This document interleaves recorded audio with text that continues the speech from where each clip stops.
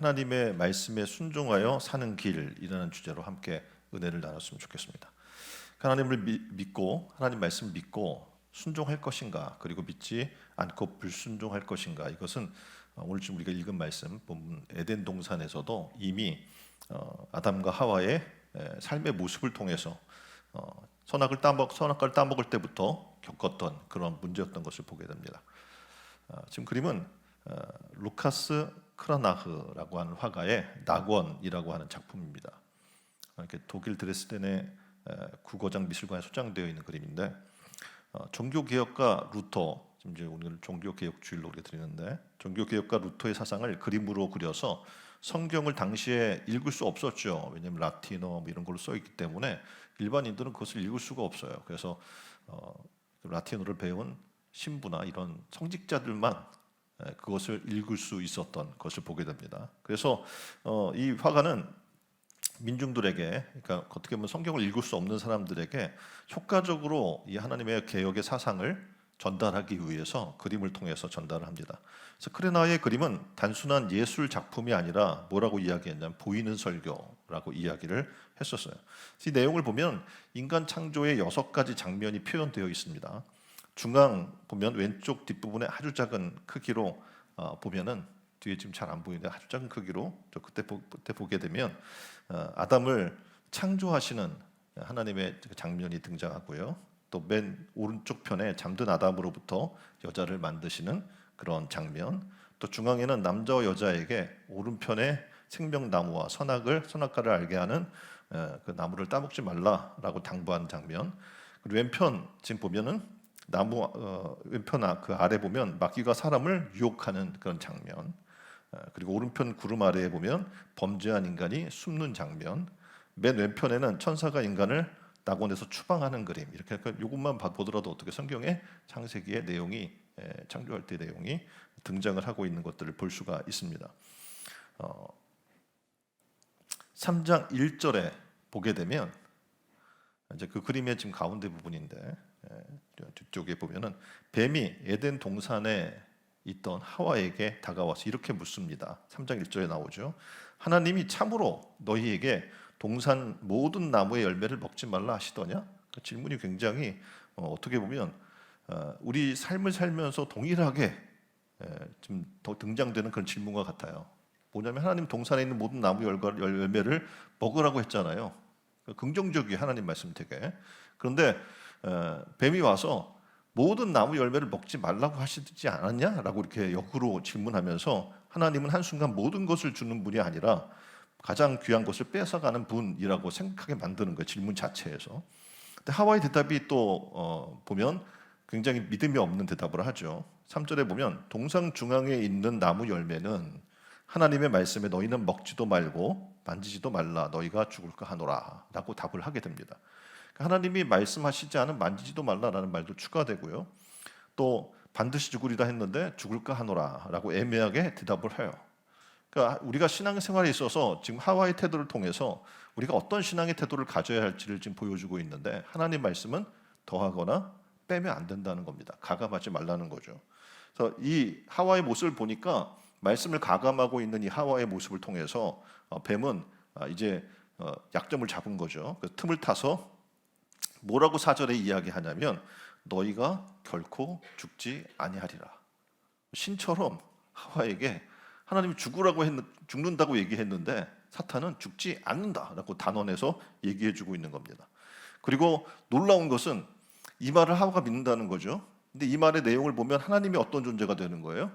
하와에게 거짓말한 존재가 되는 거잖아요. 먹으면 죽는다고 했는데 사탄은 뭐라고 얘기해요? 죽지 않는다고 얘기하고 있기 때문에 그렇습니다. 그러면서 또 더해서 뭐라고 이 사탄이 얘기해 주냐면, 너희가 그것을 먹는 날에는 죽는 게 아니야. 너희 눈이 밝아져서 하나님과 같이 되어 선악을 알 줄을 하나님이 아시기 때문에 너희를 못 먹게 하는 거야 라고 이야기를 하는 거죠. 하나님의 말씀에 대해 굉장히 애매한 태도를 취했던 하와가 마귀의 말은 놀랍게도 철석같이 믿는 상황으로 발전해 나가요. 그리고 어떡합니까? 순종해요, 그 말에. 선악과를 그리고 어떡합니까? 따먹게 되는 거죠. 더 나가서 전도도 해요. 아담에게 가서 이걸 먹어라 라고 또 이 얘기까지 해줍니다. 어떻게 보면 말의 자그마한 가감이라고 하는 부분들은 우리가 생각할 때 별거 아니야 이렇게 생각할 수 있는 부분이에요. 그런데 놀랍게도 이 부분의 틈이 아담과 하와 그리고 온 인류를 파멸로 이끄는 계기가 된 거예요. 우리가 하나님 말씀에 매사에 순종하지 못하는 이유가 여기에 있습니다. 바로 하나님 말씀을 적당히 알고 있다는 거예요. 제대로 확실히 알아야 되는데 하나님 말씀을 적당히 아니까 이단들이 지금 판을 치고 있죠. 근데 이단들의 특징은 뭐냐면 믿지 않는 사람을 건들지 않아요.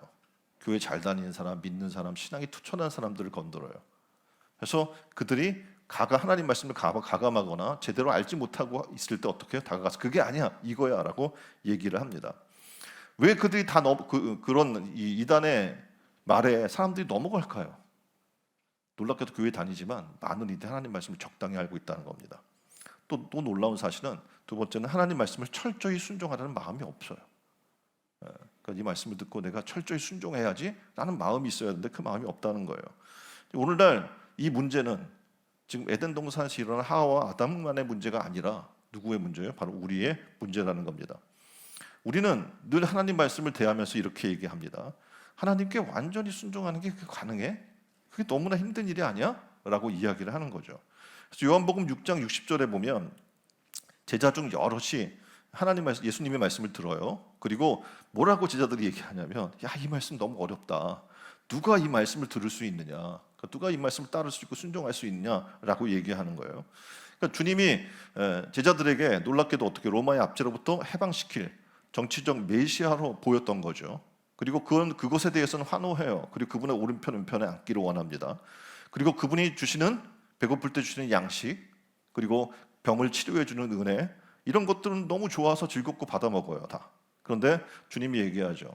내가 너희를 위해서 십자가에 달려 죽게 될 것이다.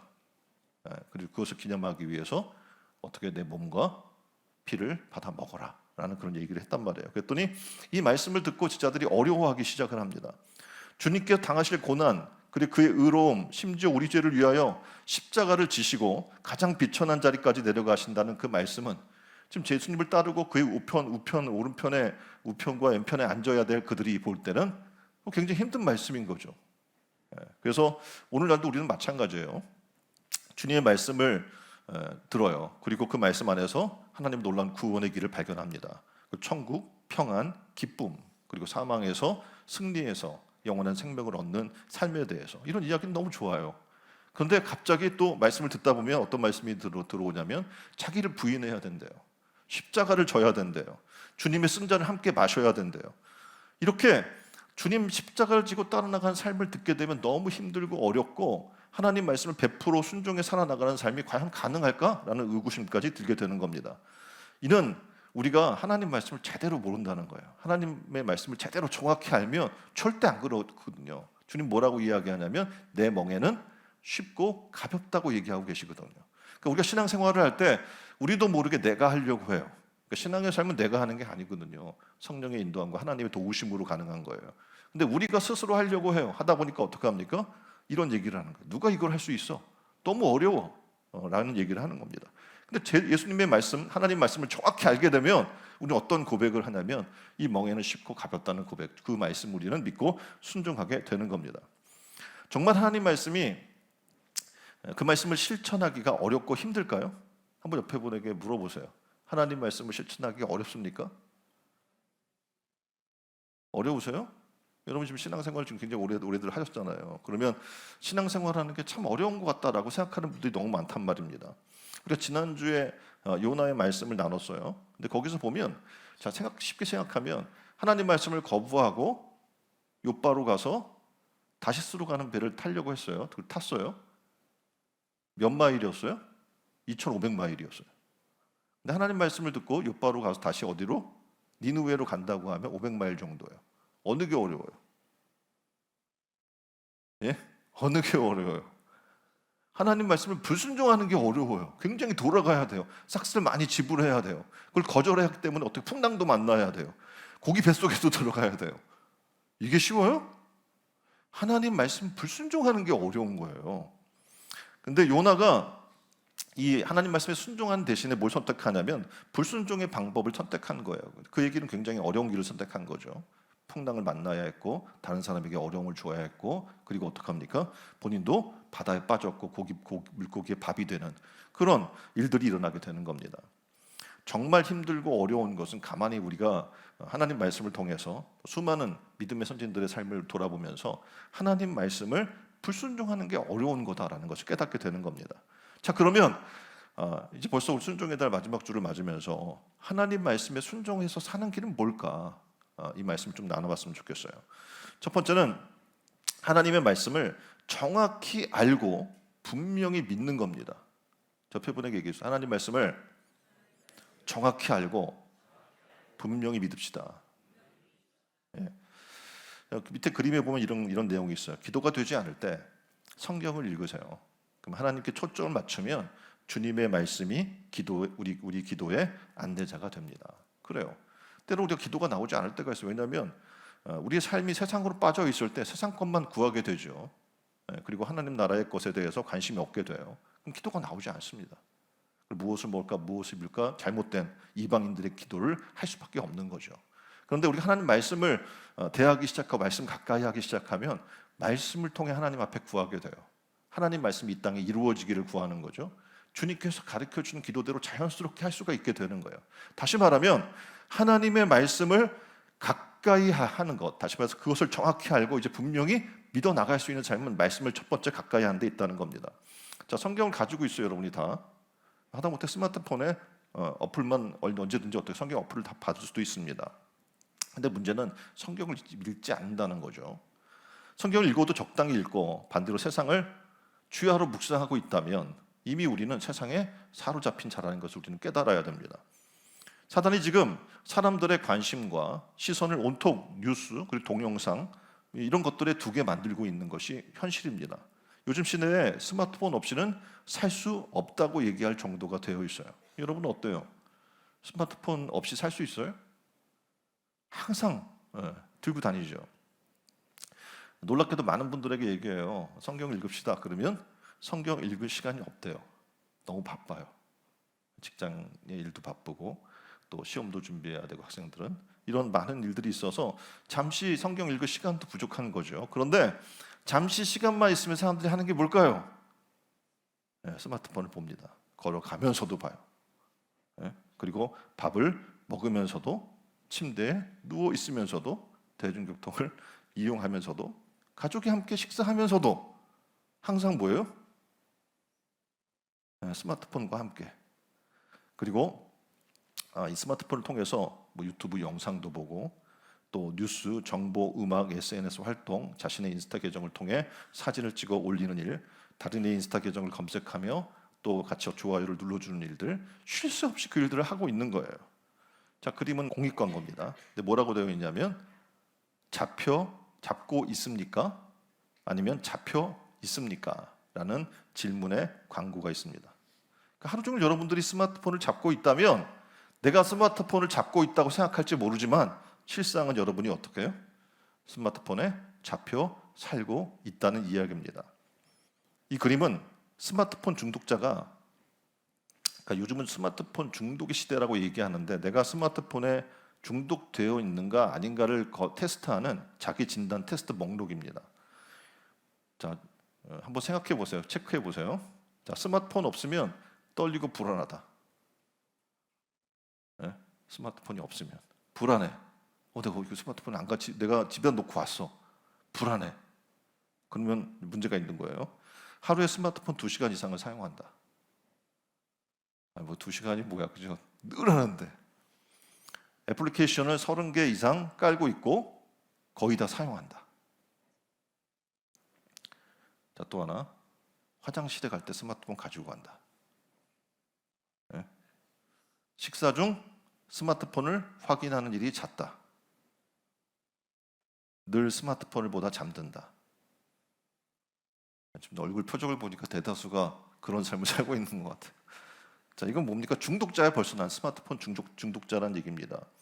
자, 이런 세상에서 여러분이 스마트폰에 손을 떼지 못하는 이유가 있어요. 왜냐하면 이 세상의 영역을 보게 되면 먹음직도 하고 보암직도 하고 지혜롭게 할 만큼 탐스러워요, 이 스마트폰이. 그래서 어떻게 손을 뗄 수 있어요, 없어요? 없는 거예요. 그래서 스마트폰과 늘 함께 하다 보니 함께 하시는 주님, 하나님께서 하신 말씀에 대해서는 가까이 할 수가 없는 현실을 살고 있는 거죠. 안타까운 것은 하나님이 가까이 계심을 느끼지 못하고 왠지 멀리 느껴지고 있다면, 제자들처럼 야, 그 하나님 말씀 그 어려운데 누가 들을 수 있겠어? 라고 반문하고 있다면, 그 주님의 곁을 내가 떠나서 세상과 가까이 하고 있다면, 우리는 지금 이 순간이 어떤 시기냐면 하나님 말씀을 다시 일어나서 깨어나서 하나님 말씀을 가까이 해야 할 시기인 줄 믿습니다. 믿음의 조상 아브라함은요, 하나님께 부름을 받았어요. 근데 이 상황이 어떤 상황이냐면 앞으로 갈 바를 정확히 알려주지 않은 상황이에요. 내가 어디로 갈지를 몰라요. 그런데 아브라함의 놀라운 순종은 뭐냐면 어디로 갈지 모르는 그 부르심에 순종했다는 겁니다. 우리 신앙의 삶이 이래야 한다는 거예요. 다시 말해서 우리가 갈 바를 알지 못해요. 근데 비록 말씀이 어려워요. 그래도 주님 곁을 떠나는 게 아닙니다. 도리어 더 주님 말씀을 더 이해하려고 배우려고 하고, 주님 말씀을 통해서 더 주님을 알기를 원하고, 주님 안에 거하기 위해서 어떻게 해요? 날마다 말씀과 기도로 경건의 삶으로 주님을 가까이 하는 삶을 이야기해야 합니다. 이제 우리는 그런 각오가 필요한 거예요. 왜냐하면 하나님의 말씀을 모르면 하나님의 말씀에 우리는 순종할 수 없기 때문에 그렇습니다. 그리고 순종하지 않으면 어떤 일이 벌어져요? 아담과 하와처럼 정령 죽는, 하나님의 인도와 보호를 받을 수 없는 상황 가운데 빠지게 되는 겁니다. 자, 하나님 말씀을 따라 순종하려고 해보니 처음엔 너무 힘듭니다. 왜냐하면 내가 세상에 너무 물들어 있거든요. 세상의 삶이 편하거든요. 거기에 너무 익숙해져 있어서 하나님의 말씀, 거룩한 하나님 나라의 말씀, 영적인 하나님 말씀을 가까이 하기는 되게 힘든 거예요. 오늘날 우리의 삶을 보게 되면 개인의 자유를 너무 강조해요. 그러다 보니까 어떻게 해요? 가정이 파괴되고 있습니다. 전 세계가 동성애 이슈로 몸살을 앓고 있는 시점에 우리는 살고 있고, 교회도 굉장히 많은 그런 영향력 안에 있는 것을 우리가 보게 됩니다. 전통적인 결혼제도 그리고 가족제도가 흔들리고 있습니다. 동성 결혼화가 합법화의 물결에 세계적으로 그것들이 일어나고 있어요. 우리나라에도 지금 보면 동성혼을 포함한 다양한 가족을 법적으로 인정하기 위한 흐름에서 건강가정기본법이 있는데 이것을 개정하려고 하는 일들이 일어나고 있고요. 또 포괄적 차별금지법의 발의가 계속해서 추진되고 있습니다. 지금 건강가정기본법이 뭐냐면 건강한 가정생활의 영위와 가족의 유지 및 발전을 위한 국민의 권리, 그리고 의무, 국가 및 지방 자치단체 등의 책임을 명백히 적어놓고 있어요. 그리고 가정 문제에 적절한 해결 방안을 강구하고, 또한 지원책을 강화함으로 가정 구현에 기여하기 위한 제정한 법입니다. 그런데 지금 이걸 개정하려고 하는 시도들을 보면서 법무부도 뭐라고 이야기하냐면 가족 정의 규정 삭제는 신중 검토가 필요합니다라고 의견을 밝힙니다. 그러니까 개정안의 내용을 보게 되면 1인 가구, 비혼 가구 등이 늘어나. 그래서 그 이유 때문에 민법상 법률혼의 주의의 원칙을 깨는 방향으로 추진하려고 하는 시도를 한다는 거죠. 근데 지금 이 내용에 대해서 많은 이들이 또 법조계로 변호사들이 이런 의견을 냅니다. 예외를 포섭하기 위해 원칙을 바꿔버리려고 하는 건데, 예외를 위해서 원칙을 바꾸는 거예요. 예외 규정을 위해서. 이로 인해 생길 수 있는 혼란에 대해서는 아무런 대안이 없이 이것들을 계속 시도하고 있다라고 얘기하는 겁니다. 이 개정안은 가족의 정의를 의도적으로 삭제하려고 해요. 그리고 양성평등을 기초로 해서 혼인과 가족제도를 국민의 기본권으로 보장하는 헌법 36조의 정면으로 도전하는 그런 위법의 시도를 계속하고 있는 겁니다. 여러분이 심지어 최근에 보게 되면 미디어 속에서 수많은 동성애 코드를 주요한 플롯으로 사용하고 있는 그런 작품들을 굉장히 많이 대하고 있어요. 그러니까 당연히 들어가야 되는 내용처럼, 소스처럼. 어느 순간부터 우리는 어떤 삶을 살고 있냐면 인권이라는 미명하에 동성애라고 하는 그것을 죄라고 이야기하는 것을 혐오적 표현으로 낙인 찍히는 시대에 우리는 지금 살고 있는 겁니다. 그런데 성경은 분명히 이것을 가증한 죄라고 명명하고 있는 거예요. 7계명은 간음하지 말라라고 이야기하고 있거든요. 그러니까 지금 우리가 이런 동성애 이런 거가 없을 때는 어떻게 해요? 그냥 간음하지 말라라고 하면 이성 간의 이야기라고 우리는 굉장히 국한해서 생각을 했는데, 이성 배우자 간의 성적 문제를 의미하지만 넓게 얘기하자면 성경의 내용을 전반적으로 살펴봤을 때 거기에는 근친상간, 동성애, 성매매, 수간 이런 수많은 성적인 죄를 행해서는 안 된다, 간음하지 말라라고 얘기하고 있는 것이거든요. 그러니까 성경의 대전제는요, 남녀의 관계에 있어서 반드시 결혼의 울타리 안에서의 성을 얘기해주고 있는 겁니다. 그래서 로마서에서는 뭘 얘기하냐면 동성애가 부끄러운 욕심으로부터 시작된 것이라고 지적하고 있는 겁니다. 성경은 죄의 자리에 머물러 있지 말아라, 그리고 이를 벗어나서 돌이킬 것을 가르쳐 줍니다.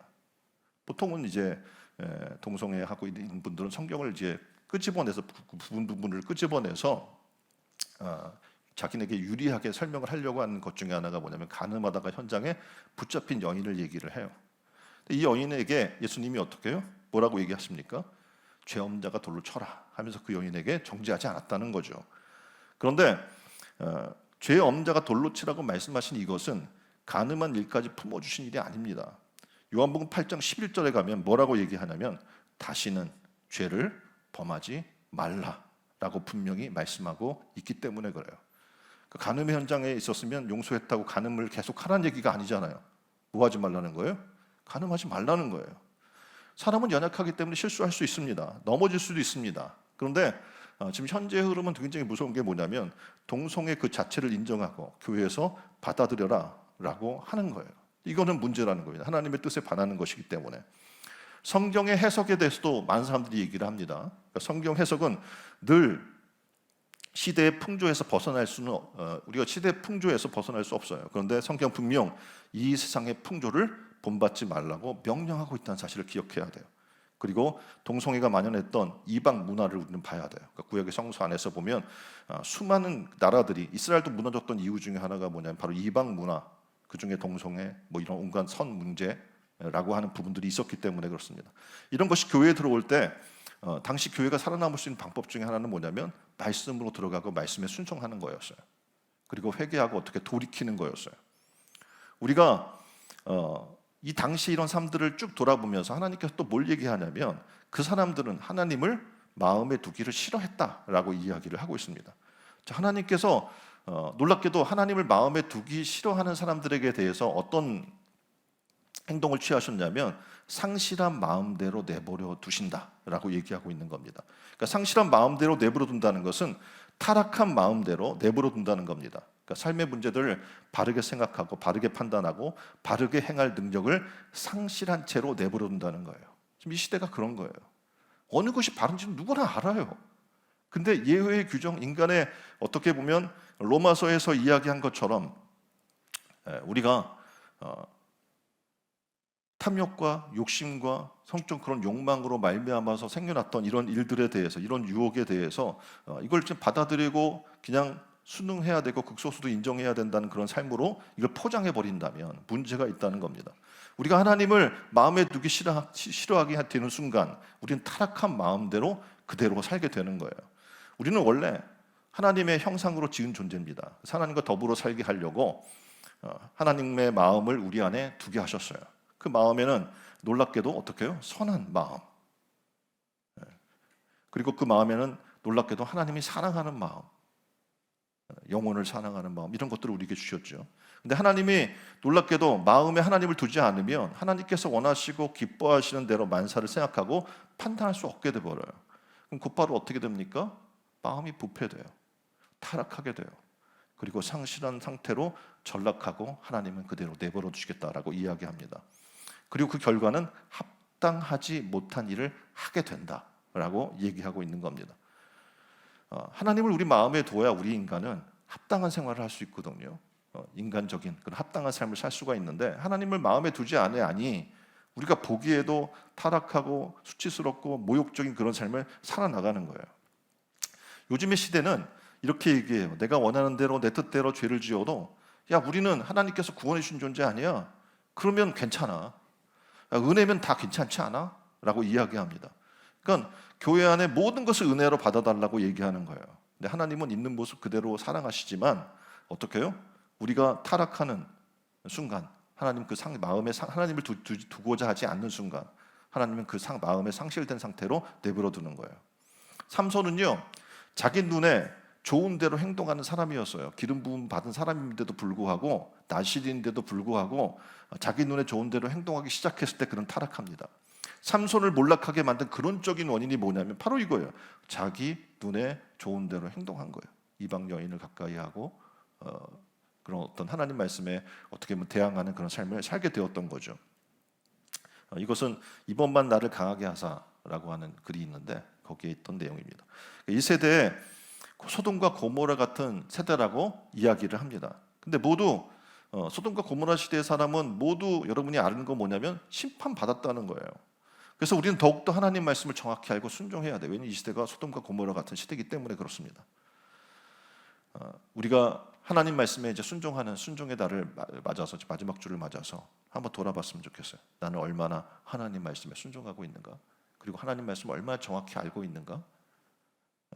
돌아보셔서 하나님의 말씀을 깊이 아는 그 자리로 들어가시기를 주님의 이름으로 축원드립니다. 두 번째는요, 말씀의 왜곡을 주의하라는 거예요. 왜곡은 어떤 지금 구호사전을 보면 이렇게 설명해요. 사실과 다르게 해석하거나 그릇되게 하는 것을 말합니다. 하나님은 선악을 알게 한 나무를 먹지 말라. 그러면 어떻게 해요? 정령 죽으리라 라고 말씀하셨는데 하와는 이것을 왜곡했죠. 그리고 어떻게 만지지도 말라는 말을 추가하고 정령 죽는다고 했는데 죽을까 하노라라고 말을 잘못된 어떻게 해석을 가져오는 거예요. 근데 하나님의 말씀은요, 여러분이 아셔야 될 게 왜곡하면 죄가 되는 거예요. 내가 하나님 말씀을 듣고 안다는 게 중요한 게 아니고 그것을 내가 어떻게 해요? 가감하거나 하나님 말씀을 왜곡하면 그것은 죄가 됩니다. 이것은 가볍게 넘길 수 있는 일이 아닙니다. 하나님 말씀은 우리의 영혼을 지켜주는 방패가 되기 때문에 그렇습니다. 자, 여러분이 알고 있는 부자 청년의 이야기가 있습니다. 부자 청년 가론처럼 돈의 문제 앞에서 재산을 팔아 가난한 이에게 주고 나를 따르라 라고 주님이 말씀하시죠. 그런데 순종하지 못했어요. 왜입니까? 돈의 가치관이 그에게 더 중요했기 때문에 그래요. 돈의 미혹 앞에서 주님을 따른다는 것, 아니면 세상에 돈에 주는 유익을 따른다는 것, 그것 안에서 갈등하며 돌아갔던 모습을 보게 됩니다. 아까도 말씀드렸던 소돔과 고모라의 사건이 있습니다. 소돔과 고모라는 여러분이 아시는 것처럼 이런 뭐 동성애부터 온갖 음란한 그런 그 부분부터 그냥 물질 만능주의에 빠졌던 그런 시대의 모습입니다. 그래서 하나님이 그것을 멸하려고 어떻게 소돔과 고모라를 불과 유황으로 멸망시켰던 내용을 여러분은 아십니다. 소돔과 고모라에서 여러분이 아시는 것처럼 주님 뭐라고 말씀하냐면 하나님은 그것을 떠날 때 뒤돌아보지 말래요. 그 세상의 미련을 가지지 말란 얘기죠. 근데 롯의 처는 어떻게 했어요? 세상의 미련을 가지고 뒤돌아봤어요. 그래서 여러분이 알 것처럼 성국등이 됐다고 하고 우리가 성지순례를 가보면 그 기둥 하나가 서 있어요. 우리의 삶을 돌아보면 이렇게 매 순간 어떻게 하나님의 말씀을 잘못된 가치관을 따를 때 순종하지 못하고 그 말씀을 왜곡하고 잘못되게 이해하려고 하고 내 편의주의로 어떻게 해요? 말씀을 재해석하려고 하는 시도를 우리는 늘 한다는 겁니다.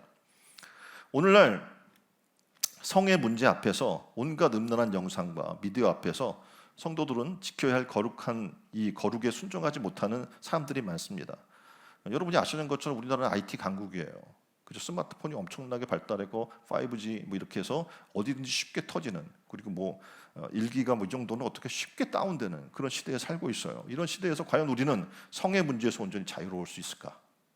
수많은 아이들이 지금 옛날처럼 19금해서 차단시킬 수도 없는 이런 시대에 살고 있는데 과연 이 시대에 우리는 이런 것으로부터 안전하게 우리를 거룩함을 지킬 수 있을까? 고민해 볼 필요가 있다는 겁니다. 또 아나니아와 삽비라 이야기를 우리는 잘 알아요. 그는 어떻게 제산 앞에서 흔들려요. 밤에 야, 이것을 내가 하나님 앞에 다 드리면 우리는 무엇을 먹고 무엇을 입고 살까라고 고민하면서 어떻게 해요? 내가 이제 뭐 이걸 다 갖다 드리면 우리는 어려워지고 죽을지도 몰라라는 그런 소리에 귀를 기울이게 되죠. 그리고 하나님 말씀에 순종해야 될 삶에 대해서는 어떻게 해요? 이제 이게 왜곡되는 거예요. 하나님 말씀이. 그래서 베드로와 하나님 앞에서 그는 거짓말을 할 수밖에 없었다고 얘기를 합니다. 그리고 그는 어떻게 그 자리에서 죽음을 맞이하게 됩니다. 자, 더 나아가서 그림은 빈센트 반 고흐의 선한 사마리아인이라는 그림입니다. 만약 여러분이 골목에서 동일하게 이 선한 사마리아인처럼 강도를 만난 사람을 만났어요. 어떻게 하시겠습니까? 자, 강도 만난 사람 만났어요. 골목에서 어떤 생각이 들어요? 위험하다. 빨리 이 골목을 벗어나야 돼. 이 골목으로 오지 말아야지. 이렇게 생각할 수도 있겠죠. 또 반면에 여러분이 해줄 수 있는 게 있겠죠. 뭘 할 수 있어요? 신고해 줄 수 있어요. 그렇죠. 상처를 입고 그렇다면 119에 신고를 해줄 수도 있고 경찰에 신고를 해줄 수도 있고 그 사람을 부축해서 어떻게 그것을 빠져나오게 해줄 수도 있고 병원에 데려가 줄 수도 있고 그리고 여러 가지 그에게 도움을 줄 수 있는 일들을 할 수 있어요. 나중에 어떻게 해요? 그걸 첫 번째 목격자인 여러분은 경찰서에서 부르면 증거를 그 증인으로 첫 번째 증인으로 진술하러 또 가야 되는 거예요. 자, 이런 수많은 일들이 일어났고요. 또 나중에 보면 이런 사건들도 있더라고요. 도와줬더니 뭐가 없어졌다고 도리어 역으로 덤탱이를 씌우는 일들이 있어요. 그래서 우리 흔히 보따리를 내놓으라고 물에 건져준 사람을 건져줬더니만 보따리 넣으라고 막 멱살 잡고 얘기하는 일들이 있을 수 있잖아요. 자, 이런 황당한 상황에 봉착할 수도 있습니다. 다시 질문합니다. 자, 이러저러한 손해 볼 수 있다는 생각이 들어요. 그럼 여러분 어떻게 하겠어요? 자, 골목에서 이 강도 만난 사람을 만났는데 도와주시겠어요? 안 도와주겠어요? 대답을 안 하시네. 도와주겠어요? 안 도와주겠어요? 예? 이게 현실이에요. 대답도 못해 잘. 왜냐하면 고민이 돼. 이렇게 자신도 모르게 선을 행하려고 하는 일에 수많은 생각들이 나를 하나님 말씀을 왜곡시키게 만드는 거예요. 내가 괜히 도와줬다가 나만 피해 볼 수가 있어 하고 말씀에 대해서 순종하기에 주저하거나 순종치 못하게 합니다. 이런 상황들이 마귀에게 미혹받고 있는 상황이라고 얘기하고 있는 겁니다. 자, 이런 많은 미혹 앞에서 여러분은 하나님께 완전히 순종할 수 있을까요? 다시 질문합니다. 옆에 분에게 질문하세요. 원수도 사랑하라. 가능할까요? 현실적으로? 원수를 사랑할 수 있어요? 없을 것 같아요. 그러니까 여러분이 미리 정해놓고 있는 거예요. 그 불가능해. 성령 목사나 이런 사람들은 보면 어떻게 해요? 자기 아들을 죽인 자를 아들로 입양하잖아요. 그러니까 그런 일이 있을 수 있어? 근데 말씀에 순종하는 사람들은 하는 거예요. 자, 항상 기뻐하라. 그걸 어떻게 해? 쉬지 말고 기도하라. 이건 뭐 가끔 기도하는 거 아침에 일어나서 기도하고 저녁에 잠자기 전에 기도도 잘 안 되는데 쉬지 말고 기도하라고? 이게 가능할까? 이런 말씀들을 우리가 대할 때마다 우리 안에 어떤 일들이 일어나냐면 숨 막히는 거예요. 과연 말씀대로 살 수 있고 말씀은 너무 강해. 어렵도다. 누가 이것을 듣고 행할 수 있는가? 제자들이 얘기한 것처럼 그렇게 얘기하게 된다는 겁니다. 이렇게 우리 마음에 이런 수많은 갈등이 일어나고 순종에 주저하고 머뭇거림이 있다면 여러분은 깨달아야 될 것이 있어요. 뭐냐면 사탄이 엄청나게 복된 말씀을 심각하게 여러분 안에서 왜곡하고 있다는 겁니다. 세상은 또 이렇게 얘기합니다. 야, 남들은 생각보다 당신에게 관심이 없어. 그냥 이기적으로 살면 됩니다. 이렇게 얘기를 해줘요. 다른 사람 신경 쓰지 마. 하고 싶은 대로 다 해봐. 이기적이어도 괜찮아. 본능에 충실해. 이런 이야기를 듣는 거예요. 그러면서 이기적이 되려고 하니까 어떻게 내가 어떤 정보를 알고 있어요. 그러면 알고 있는 것을 다른 사람에게 말해주지 않으려고 해요. 남이 힘들어하던 말던 눈 감아버려요. 좋은 것을 봐도 우리는 그런 마음도 있잖아요. 선한 마음들을 갖고 있기 때문에 좋은 것을 보면 이거 우리 애들 먹였으면 좋겠다. 아내가 생각나고 그러잖아요. 좀 함께 하려고 하는 사람 생각나잖아요. 그런데 이기적이면 어떻게 해요? 그냥 그런 생각하지 않는 거예요. 상처받을까 봐 내 자신을 낮추지 않고 이기심대로 자기의 유익만을 구하며 살라고 세상은 얘기합니다. 우리도 똑같아요. 이 얘기 속에 우리 갇혀 있어요. 뭐냐면 복음은 구원을 주시는 하나님의 능력임을 믿습니까? 믿어요? 네, 근데 놀랍게도 그렇게 사는 사람이 없는 거예요. 왜냐하면 알고 있으면서도 이걸 말해주지 않아요. 우리는 너무 이기적이에요. 이 말씀을 들으면 저 사람이 구원받을 수 있을 텐데 말하려고 하지 않는 거예요. 요나에게 니느웨 가서 저 죽어가는 사람들에게 회개하라고 외쳐라. 말해주기 쉽지 않은 거예요. 그냥 죽게 내버려 두고 싶은 거예요. 얄미워서. 우리는 그런 마음을 가지고 살고 있는 겁니다. 이런 모습 속에서 우리는 과연 얼마나 하나님 말씀에 순종하는 자로 살고 있는가 돌아올 필요가 있는 겁니다. 세상의 이야기는 너무 솔깃해요. 아까 이야기한 것처럼 본능대로 행동해. 딴 사람 신경 쓰지 말고 이기적으로 행동해. 이것이 복음처럼 들리는 거예요. 세상 사람들에게. 로마서 12장 2절은 이렇게 얘기합니다. 너희는 이 세대를 본받지 말고 오직 마음을 새롭게 함으로 변화를 받아 하나님의 선하시고 기뻐하시고 온전한 뜻이 무엇인지 분별하라. 우리는 우리의 삶을 한번 돌아볼 필요가 있어요. 그리고 우리의 삶을 돌아보면서 내가 얼마나 하나님 말씀을 왜곡하는 삶을 살고 있는가, 그리고 우리가 하나님 말씀을 전하지 않는 이기적인 존재로 서 있는 우리의 삶을 회개하고 다시 어떻게 해요? 복음을, 내가 알고 있는 이 구원의 능력이 있는 복음을 선포한 삶을 사는 여러분 되기를 주님의 이름으로 축원드립니다. 세 번째는 하나님의 말씀을 그냥 순종이 아니라 철저히 순종하라는 거예요. 옆에 분에게 한번 권면합시다. 하나님 말씀을 철저히 순종합시다.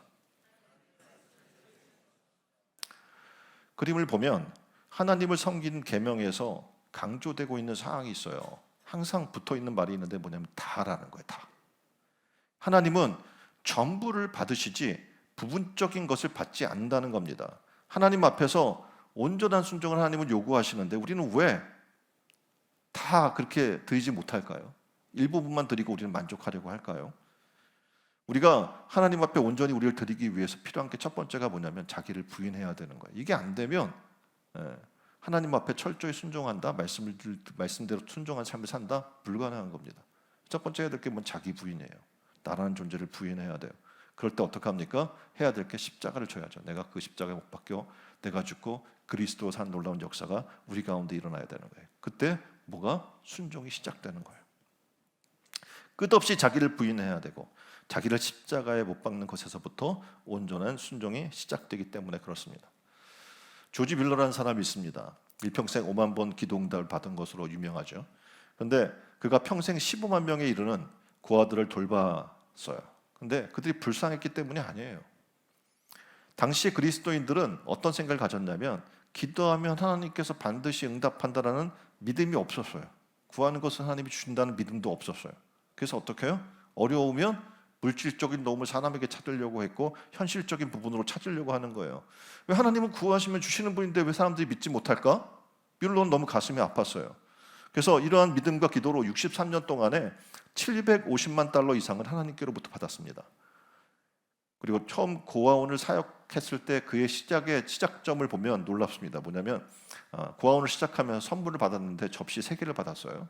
쟁반 하나, 쟁반 28개, 물병 하나, 컵 1개, 소금병 받침 3개, 칼 4개와 포크 4개, 채소를 깎는 강판 1개.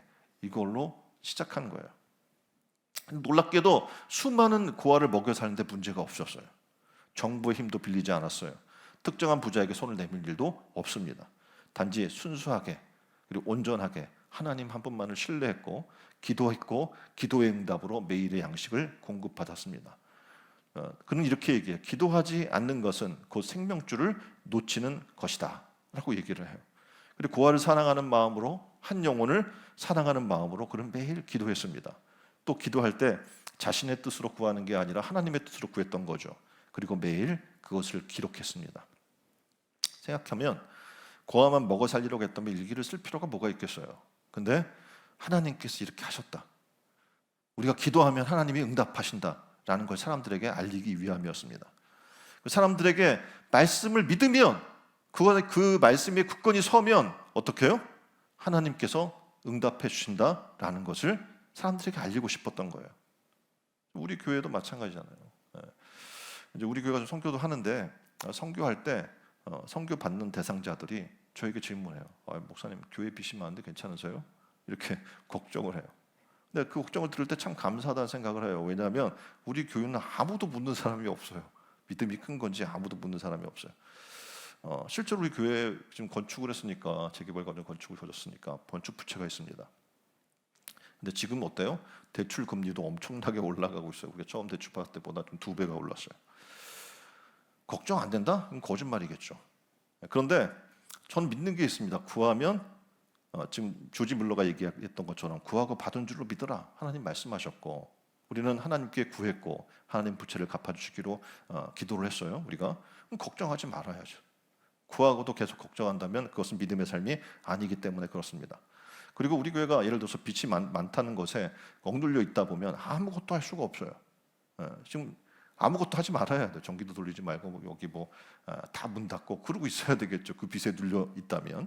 그런데 하나님은 우리에게 어떻게 믿음을 주시는 거예요. 하나님이 책임져 주실 것을 우리는 믿기 때문에 새로운 일들을 계속 시도하고 도전하고 하나님께서 하실 위대한 일들을 기대하고 그 위대한 일들을 우리는 계속 추진하고 있는 겁니다. 하나님 말씀을 믿으면 우리는 순종할 수 있습니다. 믿습니까?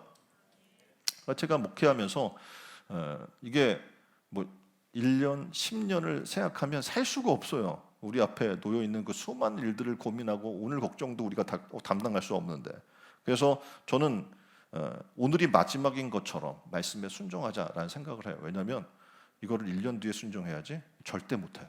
근데 오늘 내게 주신 시간 안에서, 내게 주신 삶 안에서 내가 오늘을 마지막인 것처럼 살자라고 그렇게 살게 되면 순종할 수 있는 거예요. 그리고 하나님 분부하신 일을 힘써 지킬 수 있는 겁니다. 여러분이 아시는 것처럼 말씀을 순종하는 일은 쉽지 않습니다.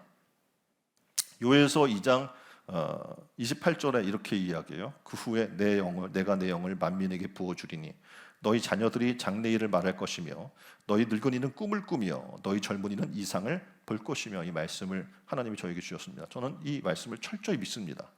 하나님의 영이 자녀들에게, 늙은이들에게, 젊은이들에게 부어져서 장래일을 말하며 꿈을 꾸며 이상을 보는 일들이 우리 가운데 일어나게 될 줄 믿습니다.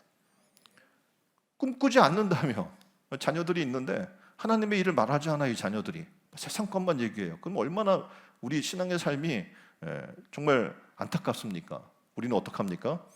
십자가를 지고 나아가는 이 삶이 하나님께서 주신 놀라운 이 비전들, 그래서 자녀들에게, 늙은이에게, 젊은이에게 부어져 장래일을 말하고 꿈을 꾸며 이상을 보는 일들을 여러분들이 체험하고 만난 일 여러분 되기를 주님의 이름으로 축원드립니다. 이 일을 가다 보면 지치고 힘들 수밖에 없죠. 저도 스스로 이게 일들을 감당하다 보니까 십자가 지고 견디다 못해 쓰러질 때가 있습니다. 종종 주변에서 그러면 이렇게 저한테 권면을 해줘요. 야, 그렇게 무리하게 사역한다고 사람들이 알아주지도 않고 달라지지도 않아. 너무 무리하지 마세요. 보면 걱정하면서 하세요. 걱정 어린 소리를 해줍니다. 그런데 그런 상황과도 저는 믿습니다. 하나님의 말씀을 믿습니다. 하나님이 우리에게 주신 약속을 믿습니다. 그때 저는 그 어떤 어려움도, 우리 앞에 놓여 있는 문제도 문제가 되지 않는다고 생각을 합니다. 하루는 제가 너무 지쳐서 예배 시간에 찬양 중에 기도하고 있는데 참을 수 없는 하나님의 기쁨과 평안이 내 안에 밀려오는 거예요. 눈물이 막 나오는데 어떻게 이걸 감당할 수 없어요. 그래서 급히 눈물을 닦고 울고 기도하다 또 닦고 그걸 반복을 했습니다. 그러면서 하나님 앞에 고백했던 내용이 뭐냐면 예배드림이 기쁨입니다. 너무 삶이 어려웠어요. 우리가 하루를 어떻게 견뎌내야 할지 모르는 그런 급박한 상황 속에서 하나님이 예배드림을 통해서 주시는 우리의 기쁨을 만나게 하신 거죠. 우리는 말씀을 믿을 때 다시 일어날 수 있습니다. 말씀을 믿을 때 어떤 일도 두려워하지 않을 수 있습니다. 말씀을 믿을 때 염려하지 않을 수 있는 겁니다. 허드슨 테일러의 얘기를 잠깐 들려드리려고 해요. 허드슨 테일러가 중국에서 사역하다가 과중한 스트레스로 쓰러지고 말았어요. 근데 그가 다시 일어날 수 있었던 것은 하나님이 주신 말씀 때문이었습니다. 그가 그 말씀을 정말로 믿을 때 그는 다시 일어날 수 있었고 그 후에 어떤 일도 두려워하거나 염려하지 않았다고 그는 고백하고 있습니다. 하나님을 위해 일을 시도하다가 그는 이렇게 고백해요. 하나님을 위해 일을 시도하다가 우리의 능력의 한계에 이르게 되는 일이 종종 있으나 하나님의 능력이 한계에 도달하는 일은 없습니다. 우리는 한계에 봉착할 수 있어요. 하지만 우리가 믿는 하나님의 능력은 한계에 도달하는 일은 있어요, 없어요? 없다는 사실이에요. 이 사실을 믿으시기를 주님의 이름으로 축원드립니다. 우리도 능력의 한계에 봉착할 때가 종종 있습니다. 그러나 하나님의 말씀을 온전히 신뢰하고 말씀에 순종해 살면 하나님의 능력이 한계에 도달할 일은 없는 줄 믿으시기를 바랍니다. 이렇게 믿고 순종하는 길이 가장 잘 사는 길이에요. 그리고 마귀로 틈타지 못하게 하는 길인 줄 믿습니다. 하나님께서는 지금 이 순간도 우리 안에 성령을 부어서 역사하려고 하시고 계십니다. 성령이 우리의 눈을 띄워주십니다. 그리고 우리 안에 부흥이 임했음을 만나게 하실 겁니다. 왜냐하면 주님을 만났다, 주님을 내 안에 모셨다, 그 말씀에 내가 순종하고 있다, 이미 부흥은 시작된 겁니다. 이제 우리가 할 일은 뭐냐면 그 주님을 믿고 담대히 나가서 외치면 되는 거예요. 이미 함께한 주님만 바라보면 되는 겁니다. 그런 성도들이 다 되기를 주님의 이름으로 축원드립니다. 자, 하나님 말씀을 철저히 순종하려면 어떻게 해야 될까요? 알아야 하잖아요. 이전에 그 개그맨 중에 이름이 아는데 프로 불참너라고 있어요. 네, 너 왜 우리 애 돌 때 안 왔어? 이렇게 물어보는 거예요. 왜 또 안? 그러면 뭐라 그래요? 알아야 가지 그 사람을. 그렇죠? 우리 똑같아요. 왜 하나님의 일에 참여하지 않아? 내가 하나님 말씀을 알고 하나님하고 내가 친해야지 그쪽 그걸 하지. 하나님 말씀에 왜 순종하지 않아? 뭐 알아야 하지 말씀을. 그렇죠? 그래서 말씀을 우리는 어떻게 해요? 순종하기 위해 하나님 말씀을 펼쳐 읽기 시작해야 합니다. 그러면 이 말씀이 어떻게 해요? 편지처럼 다가와요. 신약에도 서신서들이 있잖아요. 하나님이 내게 보낸 편지처럼 다가오는 거예요. 그리고 그것의 의미를 새기게 되고 내게 하신 하나님의 말씀이 어떤 의미인지를 발견하게 됩니다. 자, 읽기 시작해 보세요. 달력에 읽은 날짜를 체크를 하거나 여러분 어플도 있어요. 성경을 다 이렇게 읽는 체크하는 그런 어플도 있는데 읽은 날짜를 체크하고 또 읽는 속도도 체크하고 그래서 속도가 평균 수준이면 하루에 10분씩만 읽어도 1년 안에 그냥 끝내게 돼요. 그러니까 10분이잖아요. 하루 10분 투자면 일도 못한다. 이게 말도 안 돼. 시간이 없다. 말도 안 되는 거죠. 그렇죠? 옆에 분에게 얘기해요. 10분이면 일독합니다. 내가 지금 일도 못하고 있다. 1년이 지나고 10년이 지나도 못하고 있다. 하루 10분을 투자하지 않고 있다는 얘기거든요. 자, 쉬는 날도 있을 수 있고 그래서 빽빽한 구절이 읽는 날도 시간이 더 필요할 것을 감안해 최소 20분을 한번 읽는다고 생각해 보십시오. 그러면 누구나 여유 있게 어떻게 해요? 일독을 할 수 있게 되는 거예요. 또 함께 읽을 수 있는 사람이 있다면 목표 달성도 쉽고 이해력도 높습니다. 함께 읽을 사람을 찾으세요. 가정이 있으면 가정 예배를 드리세요. 성경 내가 우리 몇 장을 읽자 정해놓고 가정 예배 때 읽는 거예요. 또 아니면 친구가 있으면 함께 만나서 읽는 거예요. 이렇게 함께 할 사람이 있으면 목표 달성도 쉽고 이해력도 높일 수 있습니다. 아니면 여러분이 요즘은 SNS가 좋잖아요. 그래서 방을 만들어 가지고 읽는 것을 서로 공유해 줄 수도 있습니다. 나는 읽는 게 불편하고 읽는 게 속도가 안 나고 눈이 아프고 막 이렇다. 그리고 뭐 너무 바빠가지고 이걸 앉아서 읽을 시간이 없다라고 생각한다면 오디오 성경을 다운 받으십시오. 그럼 어떡합니까? 집안일을 하다가 운동을 하면서 성경을 들을 수가 있어요. 뭐 드라마 성경 이런 것도 있거든요. 그럼 어떻게 드라마처럼 막 그냥 뭐 모세가 바다를 가르잖아요. 그러면 파도 소리가 나, 막 열리는 소리가 나면서 막 말씀을 들어요. 드라마 듣듯이. 이런 좋은 세상에 살고 있는데 성경 말씀을 내가 대하지 않는다? 정말 게으른 거예요. 그리고 듣지 않겠다고 결단한 겁니다. 성경을 듣고 싶다면 누군가의 목소리로 녹음된 오디오북을 다운받으면 되는 거예요. 막 성우 목소리도 있고 뭐 다양해요. 또 신앙적 일상에 성경 읽기표도 성경 읽기도 포함을 시켜보세요. 그래서 읽기 전과 읽은 후에 기도하고 경건의 일기를 한번 써보십시오. 우리는 학습과 세례 받을 때 경건의 일기를 하라고 해요. 왜냐하면 이 일을 통해서 하나님이 하루 동안 역사한 하나님과 함께하게 되고 그 말씀과 함께하게 되는 거예요. 비록 한 절이라고 할지라도. 그래서 한번 이걸 시작해 보십시오. 그리고 이제 결단해 보십시오. 나 이제 하나님의 말씀대로 살기로 결단하겠다. 하나님의 말씀대로 사는 것은 우리 힘으로 못합니다. 성령께서 도와주셔야 할 수 있어요. 하나님의 말씀에 대한 순종은 그분의 명령에 대한 순종이며 그리스도인이 하나님 말씀 때문에 자기 기득권을 부인하는 결단이다 라고 얘기하고 있거든요. 다시 하면 하나님의 말씀에 대한 순종은 그분의 명령에 대한 순종이며 그리스도인이 하나님 말씀 때문에 자기 기득권을 부인하는 결단이다. 이런 과정을 거치는 거예요. 신촌의령교 성도 여러분이 무슨 일이 있어도 하나님 말씀 위에 굳게 서기를 축원드립니다. 그 성령의 도우심으로 하나님 말씀에 순종하여 살아서 축복받는 신촌의령교 성도 다 되기를 주님의 이름으로 축원드립니다. 기도했으면 좋겠어요. 하나님 말씀대로 살겠습니다. 하나님 그 명령에 순종하는 우리가 되게 해주세요.